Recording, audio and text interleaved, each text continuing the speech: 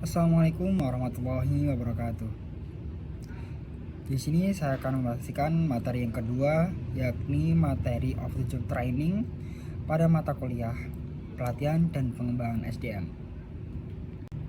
Pendahuluan, dalam dunia kerja modern, pelatihan menjadi salah satu aspek penting dalam pengembangan sumber daya manusia.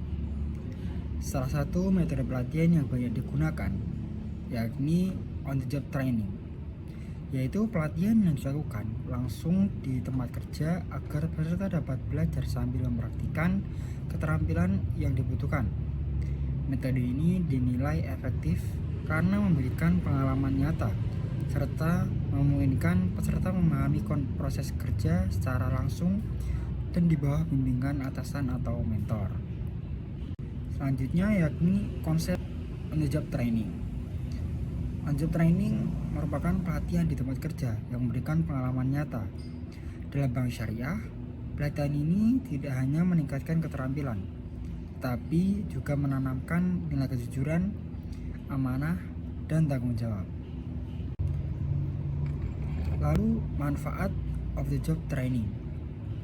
Of the job training memberikan manfaat besar, seperti peningkatan keterampilan teknis, pembentukan etika kerja Islami, serta efisiensi pelatihan karena dilakukan langsung dalam lingkungan kerja. Terdapat 6 jenis utama pada on-job training di perbankan syariah. Yang pertama yakni job interaction, merupakan metode pelatihan di mana karyawan diajarkan langkah-langkah kerja secara sistematis dan terstruktur oleh pelatih atau atasan langsung. Tujuannya agar karyawan baru mampu melakukan pekerjaan sesuai prosedur standar dengan cepat dan benar. Contohnya, pelatih di perbankan syariah memberikan instruksi langsung kepada teller baru tentang langkah-langkah verifikasi transaksi setoran tunai, mulai dari pengecekan identitas nasabah, validasi akad, hingga mencatat transaksi di sistem core banking. Yang kedua, ada performance aid, yakni alat bantu atau panduan praktis yang digunakan karyawan saat bekerja untuk membantu mengingat langkah-langkah, aturan, atau prosedur penting tanpa harus bergantung sepenuhnya pada pelatih. Contoh, seorang petugas pembiayaan BPRS menggunakan lembar panduan akad berisi ringkasan syarat sah murabahah dan prosedur penginputan data nasabah sebagai referensi cepat ketika melayani permohonan pembiayaan.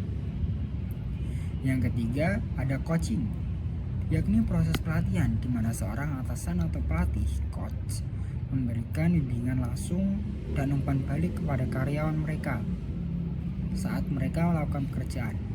Tujuannya adalah membantu karyawan meningkatkan keterampilan dan performa kerja.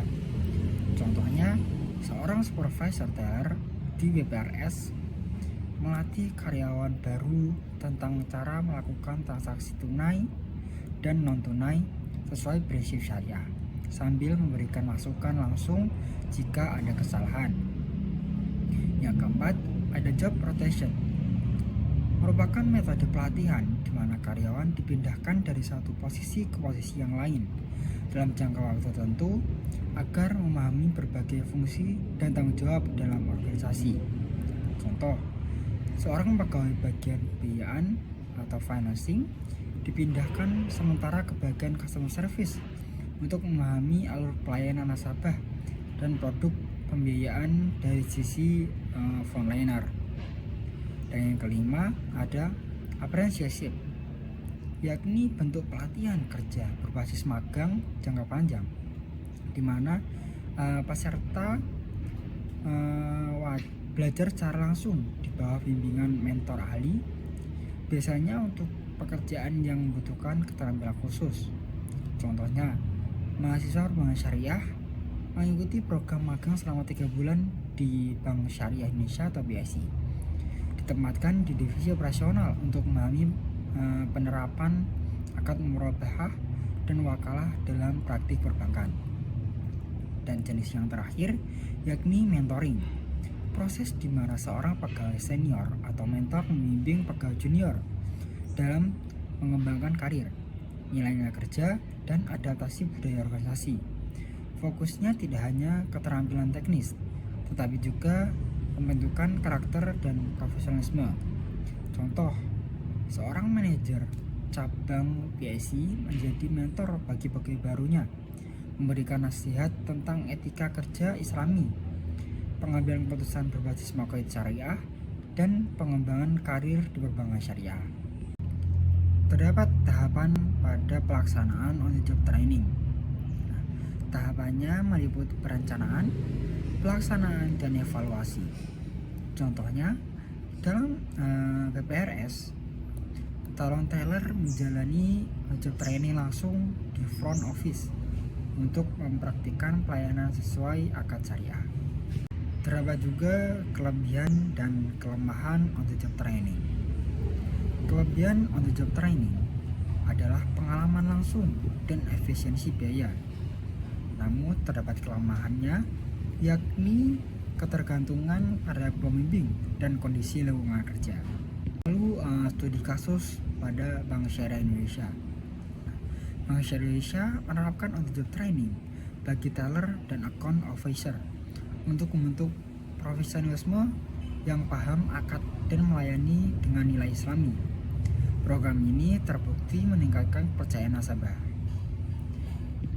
Yang terakhir yakni penutup. Sebagai kesimpulan, on the job training adalah metode efektif untuk mencetak sumber daya manusia yang unggul di perbankan syariah.